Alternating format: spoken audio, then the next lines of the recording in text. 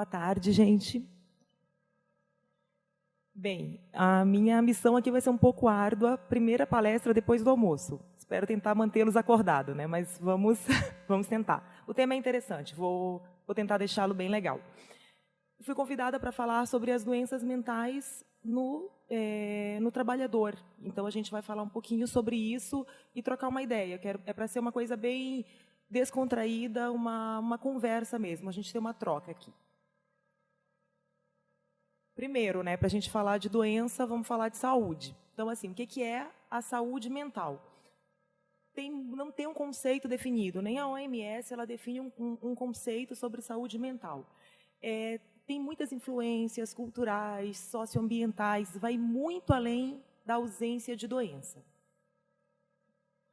Eu peguei alguns conceitos para a gente falar um pouquinho. Um deles fala que ela é como um estado de equilíbrio de uma pessoa com seu meio sociocultural, um estado que garante ao indivíduo uma participação laboral, intelectual, social, para alcançar um bem-estar e qualidade de vida. Ou seja, a pessoa estar bem no seu trabalho, estar bem em casa, estar bem com a sua família. É um bem-estar, é ter qualidade de vida. Esse é um dos conceitos. Achei um outro. É um estado de bem-estar emocional, psicológico, mediante o qual o indivíduo é capaz de fazer uso de suas habilidades emocionais, cognitivas e funções sociais, e de responder às solicitações ordinárias da vida cotidiana. Então, assim, traduzindo isso, é aquela pessoa que está dando conta, está conseguindo trabalhar, está conseguindo manter-se bem na sua família, está fazendo tudo isso, dando conta dos problemas, dos estressores do dia a dia, e mesmo com isso ela está se sentindo bem. Existem alguns critérios, que está até na página do governo do Estado, da parte de saúde, critérios para a saúde mental.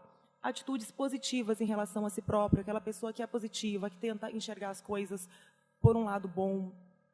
Crescimento, desenvolvimento e autorrealização. Então, quando você está progredindo, seja no seu ambiente familiar, seja na sua carreira, isso tende a melhorar o seu bem-estar.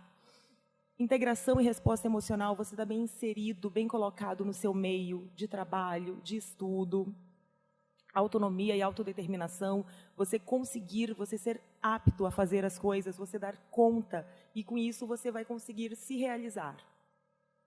Percepção apurada da realidade, aquela pessoa que tem uma noção do seu meio, de onde está inserida, que consegue perceber as coisas certas, erradas. Um domínio ambiental e competência social. Então, é aquela pessoa que está bem, está confiante, está bem inserida. Seriam alguns critérios, mas, como eu falei, é uma coisa muito ampla mesmo. Qual a importância da saúde mental no trabalhador? A saúde mental é importante para todo mundo, mas a gente está aqui no foco para falar do trabalhador, né? Historicamente, o trabalho ocupa um local muito importante na nossa vida. Ele tem a ver com a nossa formação da identidade, da nossa inserção social. Todo mundo, desde pequeno, né? O que você quer ser quando crescer? Que profissão você quer? Então, é uma coisa que faz parte da vida de todos nós, desde muito cedo. E é muito importante a gente ter um equilíbrio entre as nossas expectativas de atividade e a concretização das mesmas, realizar. Eu desejo ser um astronauta. Nem sempre você vai conseguir realizar isso. E essa não realização dos sonhos pode vir acompanhada de frustração. No século XIX, pegando um histórico, começou a aparecer a medicina do trabalho. Então, tinham serviços médicos dentro das organizações trabalhistas. Aí vocês podem pensar, poxa, que legal, né? Estavam pensando no trabalhador. Não estavam. O foco era o trabalho. Então, vamos manter um médico, vamos manter uma clínica lá para aquele trabalhador estar bem e estar rendendo. Ninguém estava preocupado com aquele trabalhador quanto uma pessoa, quanto ao bem-estar dele. Mas começaram a olhar, pelo menos, para a saúde dele.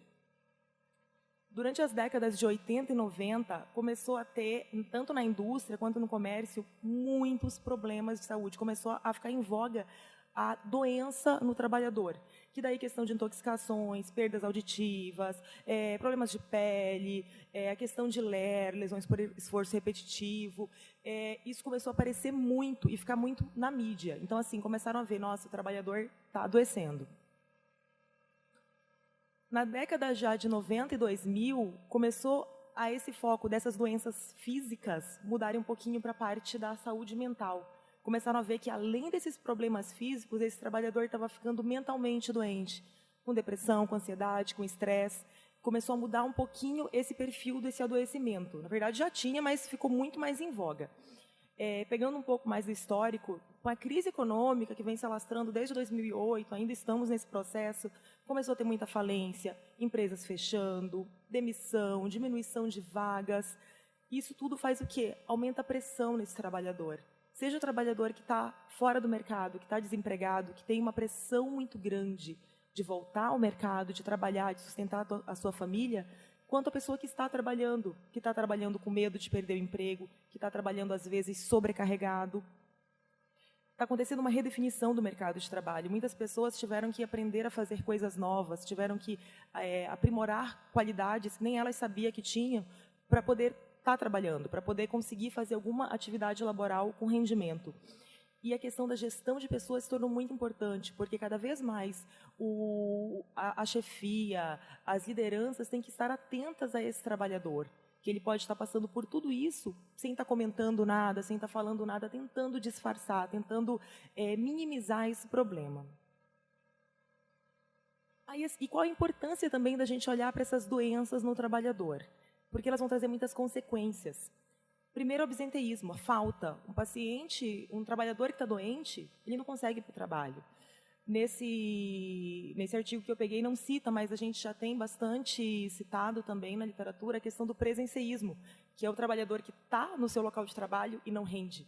A cabeça dele está longe, ele está mal, então ele vai para não ganhar falta, com medo de perder o trabalho, mas é como se ele não estivesse lá. Isso é um grande problema também. As licenças por auxílio-doença, cada vez mais, está se tornando uma bola de neve, muitos pacientes afastados, a questão de previdência social, porque é um trabalhador que está fora do mercado de trabalho, que está tendo que receber esse benefício, porque ele está doente, ele não está apto para estar trabalhando. Na empresa, precisam repor funcionários, transferir de um setor para outro, contratar novos, isso tudo gera despesa. Nem sempre a empresa está preparada para ter esse gerenciamento todo de colocar alguém numa função nova.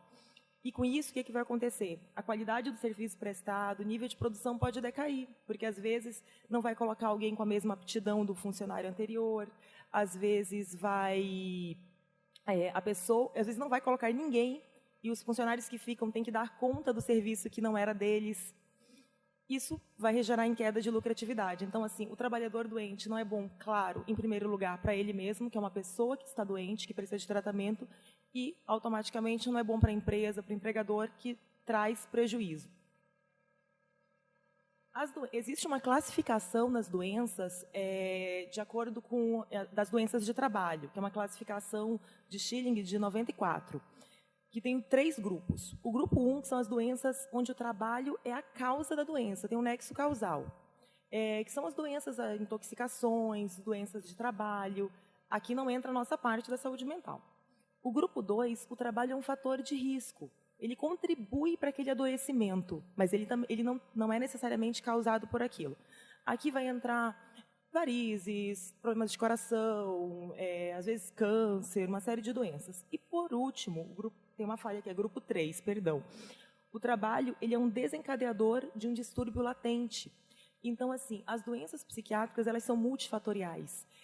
Elas não pode dizer que ela foi causada pelo trabalho, porque, na verdade, a pessoa tem uma predisposição genética para qualquer doença, seja ela ansiedade, depressão, transtorno bipolar, e associado a um fator do meio, estresse no trabalho, estresse conjugal, algum problema na família, pode desencadear essa doença. Então, as doenças psiquiátricas entram nesse terceiro grupo. A gente tem uma infinidade de transtornos psiquiátricos, né? A gente tem o manual americano, DSM, que é um livro deste tamanho, só falando de doenças. Então, eu condensei aqui algumas coisas que são mais comuns na prática clínica e são mais comuns no trabalhador também, né? Que seriam os transtornos de ansiedade, TEPT, que é o transtorno de estresse pós-traumático, transtorno de ansiedade generalizada, o TAG, transtorno de pânico. Dentro dos transtornos de humor, depressão e TAB, que é o transtorno afetivo bipolar, e a dependência química, que eu decidi colocar porque ela é muito importante e ela afeta muito o trabalho. Cada vez mais a gente tem trabalhadores afastados ou com problemas por causa de dependência de álcool e outras drogas. Vou falar um pouquinho de ansiedade, que é super importante, né? Quem não está um pouco ansioso nos dias de hoje? Então, assim, a ansiedade normal é aquela sensação difusa, desagradável, uma apreensão, pode ter esses sintomas autonômicos, que são sintomas típicos do sistema nervoso autonômico, que vai ter a ver com sudorese, com coração disparar, vou falar um pouquinho mais. E ela geralmente é uma advertência, uma ameaça interna ou externa. Então, ela é adaptativa para a gente. Se agora abrir aquela porta, entrar um leão, todo mundo vai ficar com medo, o coração vai dar uma disparada. Por quê? Está preparando o nosso corpo para luta ou fuga. Possivelmente a gente vai fugir do leão, né? Eu acho que ninguém é tão corajoso assim para lutar com o leão. Mas ela é fisiológica, ela nos prepara para lidar com isso. Só que pode ser uma coisa externa ou pode ser um medo nosso. Eu tenho uma prova para fazer, eu tenho uma entrevista de trabalho. Isso tudo vai gerar ansiedade. E isso é benéfico e nos prepara para aquela situação. Esses sintomas fisiológicos que eu falei. Então, pode ter diarreia, vertigem, a hiperidrose, que é suar bastante, coração disparar, a pupila ficar dilatada, os tremores, a parestesia, que é o formigamento, síncope. Tem paciente que chega com sintomas de ansiedade que ele pensa que está infartando, porque ele está com o coração acelerado, está suando frio, está com tremor, na verdade é ansiedade. Confusão e distorção das percepções. O paciente, quando ele está numa crise dessa de ansiedade, às vezes ele não sabe direito onde que ele está, que dia é hoje, o que eu estou fazendo aqui. Isso é muito comum acontecer. E essa atenção seletiva é que assim, você foca toda a tua atenção para aquela coisa que está gerando ansiedade. Ou seja, se tiver um leão em que entrou, ninguém vai estar preocupado enquanto as pessoas têm aqui, se está chovendo lá fora, se está frio. Você vai colocar toda a tua atenção naquele perigo, naquele fator de perigo. No caso, o leão, que a gente deu o exemplo. Dentro dos transtornos, eu vou só citar alguns e vou falar um pouquinho mais do estresse pós-traumático, que eu acho bem importante para os dias de hoje. Mas, assim, o transtorno de pânico tem essas crises de ansiedade que eu comentei. Coração disparar, suar frio, tudo isso acompanhado de uma sensação de morte iminente. Na hora da crise, o paciente tem certeza que ele vai morrer. Ele vai na emergência porque, assim, doutor, meu coração eu vou morrer agora, vou infartar, cair duro. Então, isso é bem característico. E a agorafobia é principalmente aquele indivíduo que tem esses ataques em locais com muita gente, em aglomerações. Isso pode predispor essas crises. Fobias específicas, que tem pessoas que têm o pânico de andar de avião, elevador, são casos específicos que ela tem esses sintomas de ansiedade frente a essas situações específicas. A fobia social, que é aquele medo de se expor ao público. Com certeza, se eu fosse uma fóbica social, eu não estava aqui falando para vocês. Porque o fóbico social ele não consegue se expor, se sentir avaliado. Então, ele não consegue falar em público, comer em público. Nada que ele se exponha, que ele sinta que tem pessoas o avaliando. E o transtorno de estresse pós-traumático, que ele é um distúrbio que ele acontece com uma resposta tardia, atrasada de um evento estressante. E que pode ser um evento de curta, de longa duração, e que tem uma natureza ameaçadora e catastrófica. Então, é uma situação, para cada pessoa, pode vivenciar um estresse de alguma forma, mas geralmente é que as grandes catástrofes naturais, aquelas pessoas que passam por tsunamis, aquelas coisas, o caso 11 de setembro, do World Trade Center, muitas pessoas desenvolveram esses sintomas, porque é um evento muito grande. Casos de abuso sexual, hoje em dia, a nossa questão tão grave de violência urbana, então assalto, vítima de sequestro, qualquer coisa que você sinta a sua integridade, a sua vida ameaçada, pode gerar isso. Então, assim, existem fatores de risco. Nem todo mundo, como eu falei, nem todo mundo vai passar pelo mesmo trauma e desenvolver. Se você teve traumas na infância, tem alguns transtornos de personalidade que já tornam a pessoa mais vulnerável. A pessoa não tem um sistema de apoio adequado, então ela não tem suporte familiar, de amigos. Mulher está um pouquinho mais predisposta. Vulnerabilidade genética, como eu falei, na psiquiatria quase tudo é necessário, todas as doenças têm um viés genético. E a percepção do controle externo ao invés de interno, que é aquela pessoa que sente que ela não dá conta de controlar as suas coisas. Parece que todo o meio que controla para ela. Então, ela perde, quando algo de ruim acontece, ela sente que ela perdeu o controle. Como eu falei, vai ter sentimento de impotência, desamparo, falta de controle, medo de morrer. A pessoa sente que, naquela situação estressante, chegou a hora. Ali vai terminar. Dos sintomas, assim, essas revivências do trauma, que são tipo flashbacks ou pesadelos, a pessoa passa a ter esquiva. Então, se a pessoa foi assaltada na rua, ela tem medo de sair, ela começa a se isolar. No caso do trabalhador, os vigilantes, por exemplo, que são vítimas de assalto em porta giratória, em banco, eles ficam com trauma, às vezes, de ir em qualquer agência bancária, mesmo que não seja aquela que ele foi assaltado, porque ele faz uma hipergeneralização. Meu assalto ocorreu ali, em qualquer uma pode ocorrer de novo. Excitação aumentada, aquela pessoa está sempre com o coração um pouco mais disparado, ela está sempre olhando para tudo, ela fica com um medo mais constante, sofrimento muito grande, com prejuízo funcional, na sua vida social, profissional. Muitos se afastam por causa disso, que não dão conta de trabalhar. Se eu não consigo nem chegar ao meu local de trabalho, eu tive paciente que sofreu um acidente de carro muito grave, ela simplesmente não conseguia ir para o trabalho porque ela não conseguia ir nem de carro nem de ônibus. Porque ela tinha pavor que ia ter um novo acidente e nesse próximo ela não ia escapar, ela ia morrer. Então, pense o quanto que isso é incapacitante para uma pessoa, né? Os indivíduos... então esse era o transtorno de ansiedade, que eu quis dar uma pincelada mais no estresse pós-traumático por essa questão mesmo, que eu acho muito relevante atualmente, e para a questão do profissional, pensando no vigilante, na violência urbana. Falando um pouco de transtornos de humor. Todos nós temos uma variação do nosso humor. Ninguém tem um humor constante. A gente vai ficar mais alegre de acordo com uma notícia boa, com acontecimentos bons. A gente vai ficar mais triste com algum acontecimento ruim, uma morte de alguém, uma perda de emprego, alguma coisa. Isso é normal, isso não é doença. Só que nos transtornos de humor, a sensação que acontece é perda de controle. Eu sei quando eu estou alegre porque algo de bom aconteceu, eu tenho controle sobre isso. Agora, se eu estou com uma alegria muito acima do normal, que eu não dou conta, que eu não sei lidar com aquilo, já está tendo um sintoma que é uma perda de controle. Então, falando do transtorno depressivo maior, que é dentro dos transtornos de humor, dos transtornos depressivos, é a doença mais comum, que é o que popularmente chamamos de depressão. Só lembrando que depressão não é tristeza. Tristeza todos nós temos a qualquer momento. Eu coloquei os critérios diagnósticos, que assim, para você ter um diagnóstico de depressão, você tem que ter pelo menos uns 5 durante 2 semanas. Na prática, a gente não se atenta tanto a esses detalhes, a gente vê muito mais a intensidade. Quer dizer, se você teve o sintoma por 1 semana, não chegou a fechar 2, você não tem. Depende. Se nessa semana você tentou se matar, é uma gravidade maior. Então, é muito mais do que simplesmente uma questão temporal ou de número de sintomas, a gente avalia a gravidade.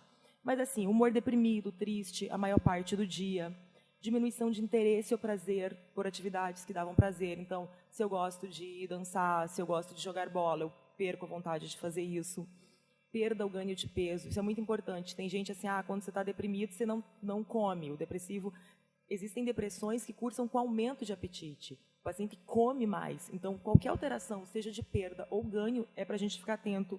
A insônia ou a hipersonia, então o paciente que perde o sono, ou aquele paciente que só quer dormir, isso tudo pode ser depressão. Agitação, aquela pessoa que está muito inquieta, não para, ou mesmo retardo psicomotor, o paciente fica letárgico, parado, sem forças de fazer nada. Como eu já falei das forças, fadiga ou perda de energia, é aquela sensação de que o paciente está carregando o mundo nas costas, ele se sente cansado. Sentimento de inutilidade, culpa. O paciente é muito comum, eu sou assim por minha culpa, eu estou mal porque eu quero. E além dele, porque ele tem um meio todo falando isso. As pessoas, sempre tem algum amigo, algum familiar, nossa, sai dessa, vai lavar uma louça que passa, isso, frescura. Então, a pessoa já tem isso inserido nela. Com o meio falando, nossa, não tem... A tendência é aumentar muito mais a culpabilização do paciente. Capacidade diminuída de pensar, de concentrar, de decidir alguma coisa.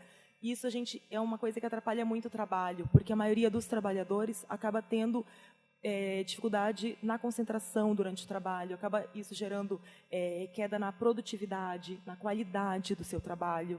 Então, isso é uma coisa que os pacientes relatam muito, que eles percebem isso no ambiente de trabalho.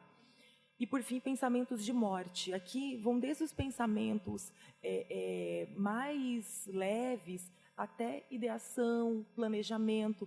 Porque assim, a gente pode ter pensamentos que a gente chama pensamentos passivos de morte. Minha vida está horrível, seria bom cair uma bomba aqui e eu morrer. Já não sofro mais, resolve. Isso é um pensamento passivo. Às vezes, uma pessoa sem depressão, ela tem isso. Nossa, se tudo acabasse agora, ia ser melhor.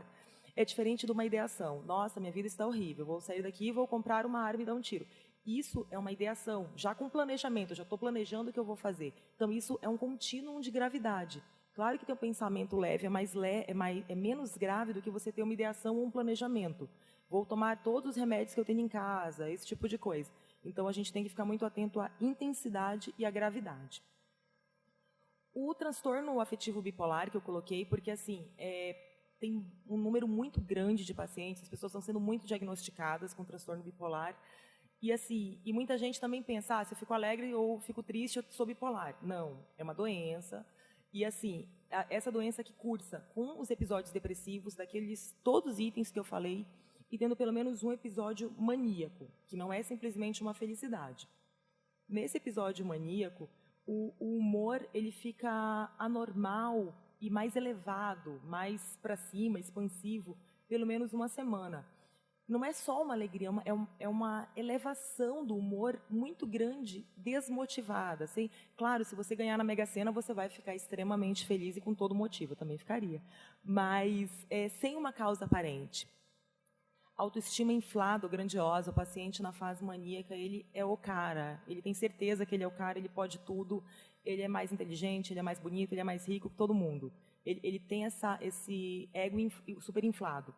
Redução da necessidade de sono, tem pacientes durante esse curso que ficam sem dormir, dormem 3, 4 horas por noite e está suficiente, mas não é aquela insônia, é falta de necessidade de sono, essas 3 horas foram suficientes. No dia seguinte, ele está lá rendendo, produtivo, com o cérebro a 1000 por hora. Falar mais que o habitual, opressão de falar. É o paciente que não conseguiria estar aqui, quieto, ouvindo uma palestra, porque ele tem necessidade de falar, já teria me interrompido 10 vezes para fazer 1000 perguntas, porque ele tem uma pressão, um impulso de falar. Fuga de ideias. Como o cérebro dele está funcionando tão rápido, ele começa a falar de uma coisa e já muda para outra. Então, ele vai fazer uma pergunta, daí ele já lembra da vizinha dele que matou o cachorro ontem e que ele tem que comprar carne no mercado e ele não consegue ter as ideias cadenciadas, como nós normalmente temos numa conversa. A gente vai cadenciando nossos pensamentos e assim a gente tem um diálogo com alguém. Distrabilidade. Se a pessoa está nesse ritmo de funcionamento que eu falei, ela deve estar bem distraída, sem conseguir manter o foco. Aumento da atividade dirigida a objetivos ou agitação psicomotora. Então, é aquela pessoa que, para aquilo que ela quer, ela vai colocar toda a energia. O resto, ela não se importa. Então, às vezes, é uma pessoa que ela quer viajar, então ela vai ver todos os mínimos detalhes daquela viagem. Ela pode faltar ao trabalho essa semana inteira, porque ela está focada naquela viagem que ela decidiu que é importante para ela. Então, isso que é atividade dirigida.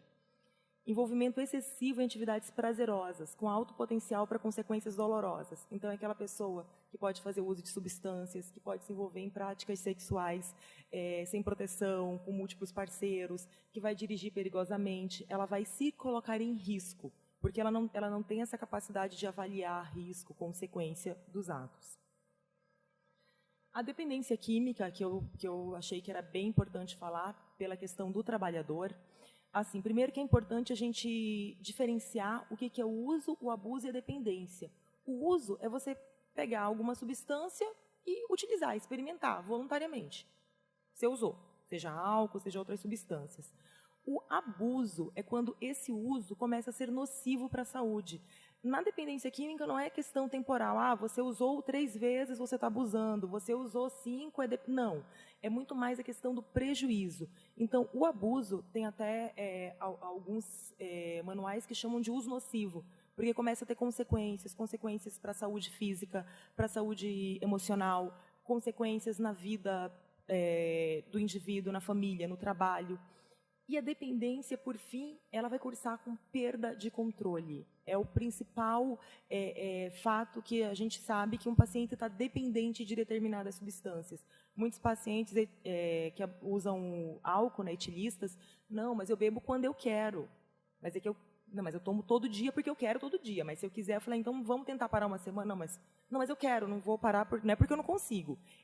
Geralmente, o dependente ele vai usando desculpas para não mostrar que ele está perdendo o controle. Então, não, está tudo sob controle. Eu uso todo dia, mas é porque eu quero. Eu tomo 1 litro de aguardente por dia, mas eu estou controlando isso. Mas a gente sabe que não está. Então, assim, algumas características da dependência. Como eu falei, a perda de controle do uso é aquela coisa, se eu tenho dinheiro, se eu tenho a substância, eu vou usar. Eu não consigo não usar. A substituição progressiva de atividades importantes pelo uso da droga. Então, é aquela pessoa que deixa de sair no final de semana com os filhos, que deixa de sair com a esposa, falta de trabalho, porque ela a droga vai substituindo, vai se tornando um papel central na vida dela. Persistência no uso, apesar das consequências negativas. Então, é aquele etilista que já está com o fígado comprometido, já está entrando num estágio de cirrose, mas continua bebendo. É aquela pessoa que pode fazer uso de maconha, que está com problemas, está com esquecimento. Ela sente os problemas, mas ela não consegue parar, porque já perdeu o controle dela.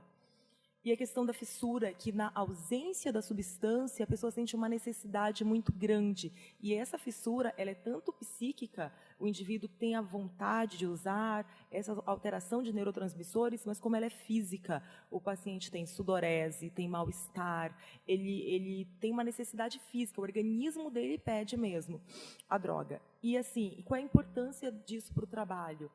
Porque o trabalhador que vai trabalhar intoxicado, que tem algum quadro de dependência, ele está muito mais propenso a se envolver em acidentes de trabalho. Ele vai ter, com certeza, uma queda na produtividade, no rendimento laboral dele, porque ele vai ter dificuldades do foco, de manter-se concentrado no trabalho.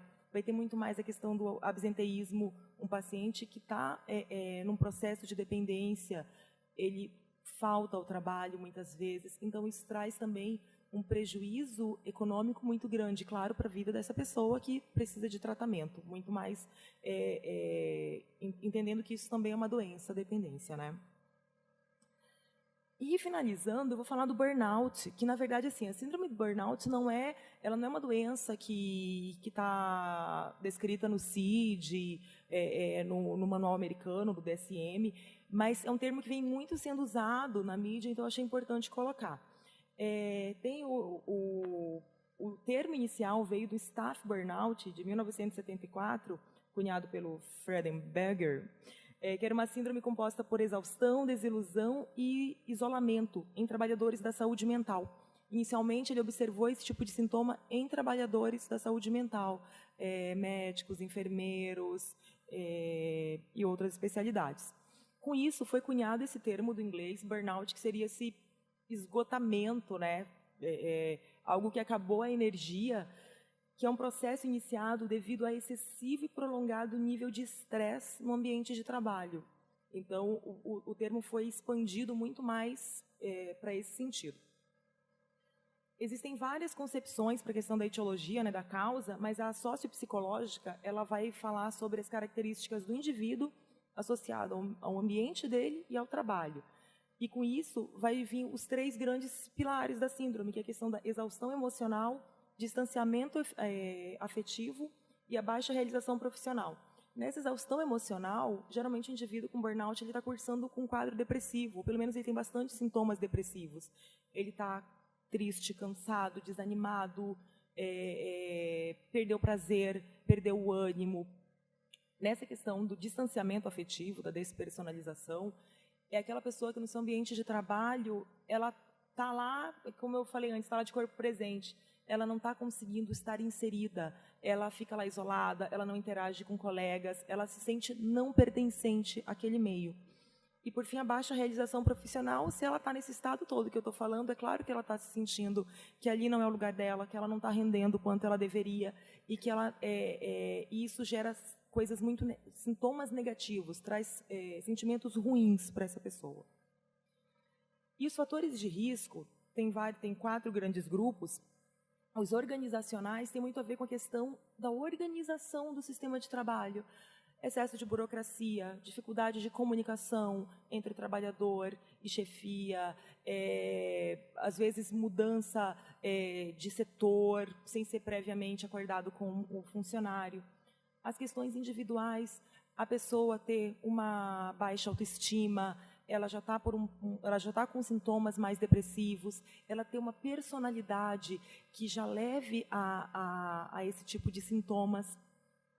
Em relação aos laborais, está muito relacionado ao tipo de trabalho que a pessoa exerce. Como eu falei, trabalhadores da área de saúde, trabalhadores que estão muito ligados ao público, o atendimento ao público, é muito relacionado também com cuidadores, pessoas que trabalham com cuidadores de idosos, cuidadores de pacientes com doenças crônicas, terminais, porque o trabalhador tem uma aproximação afetiva muito grande da pessoa cuidada. E isso, muitas vezes, ele não tem um preparo emocional para isso, e vai vir esse esgotamento. E sem contar também na parte laboral, trabalhadores de turno, que entra bastante, no caso, os vigilantes, e enfermeiras, né, trabalhadores por 36, ou só o turno da noite, que isso traz inversão, muitas vezes, do relógio biológico, do nosso ciclo circadiano. E os fatores sociais, você tem uma baixa rede de suporte, você não tem uma família suportiva que te ajude, você não está bem inserido socialmente, você se sentir não pertencente ao seu meio, seja a sua família, seja o seu meio laboral, você não tem esse suporte que te faz se manter mais seguro nisso. E, por fim, estamos na reta final, quando que a gente deve procurar um psiquiatra, né? Falei um monte de sintoma. Então, assim, com tudo isso que eu falei, nos primeiros sinais e sintomas de que algo não está certo, está na hora de procurar ajuda. E, assim, como é que você vai saber que algo não está certo? Pelas mudanças.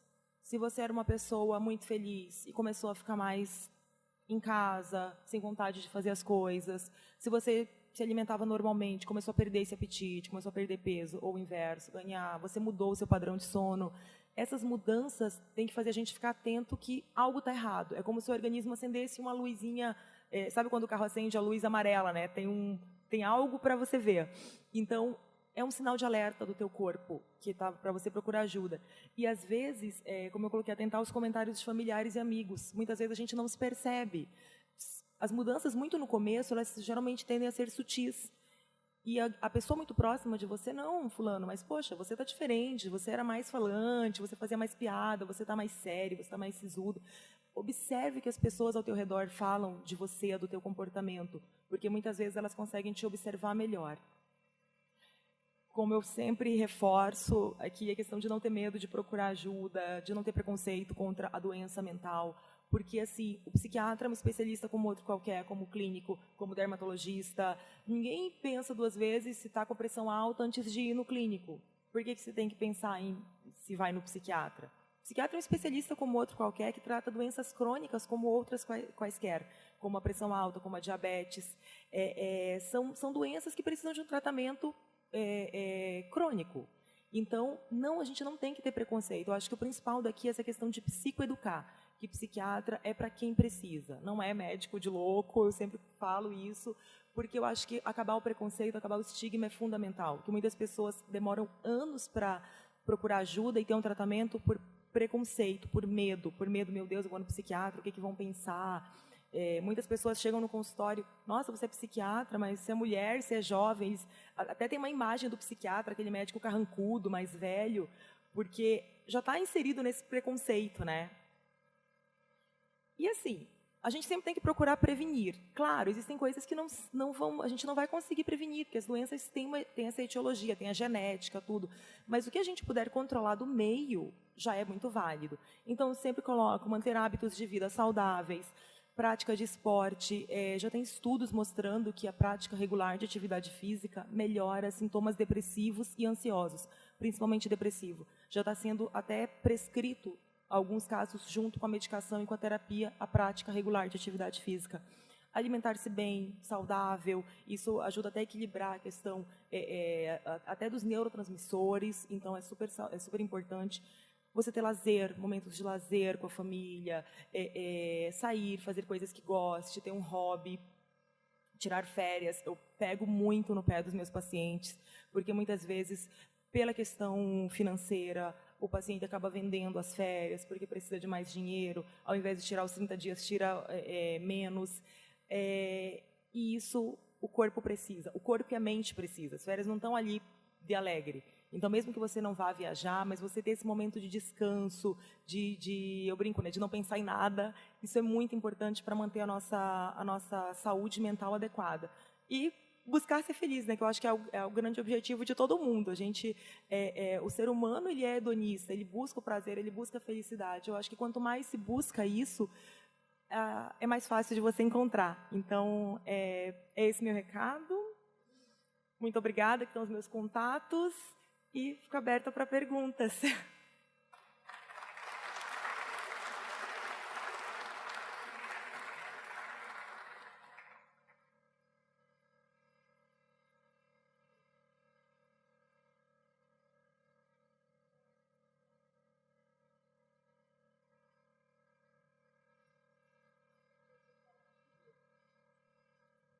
Nessa sintomatologia que a senhora expôs para todos nós, né?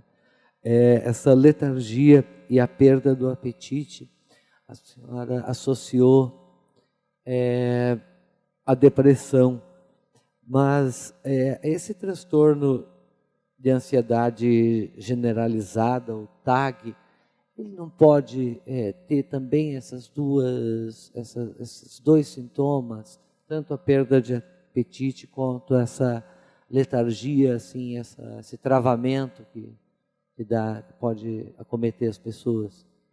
Sim, com certeza pode cursar também nessas doenças, mas na verdade não entra como um critério diagnóstico. É por isso que eu não coloquei. Mas ele entra sim, e na verdade a ansiedade ela cursa tanto com a questão de perda, quanto o aumento de apetite. Então tem muitos pacientes que chegam a ter ganho de peso pelo processo ansioso mesmo, de passar a comer mais. E a perda também, é muito individualizado. Tem pessoas que, quando estão ansiosas, simplesmente não comem nada, outros comem mais.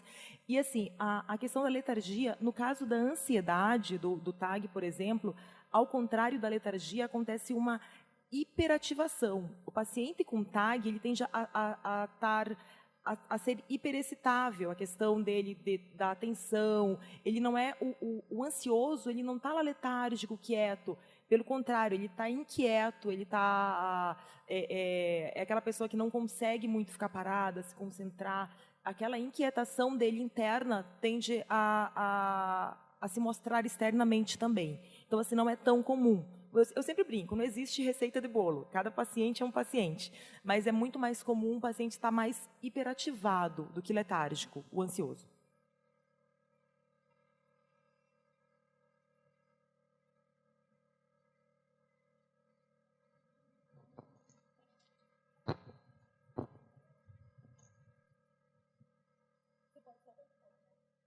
Gostaria de saber, na sua visão, como está sendo visto na justiça do trabalho a síndrome de burnout.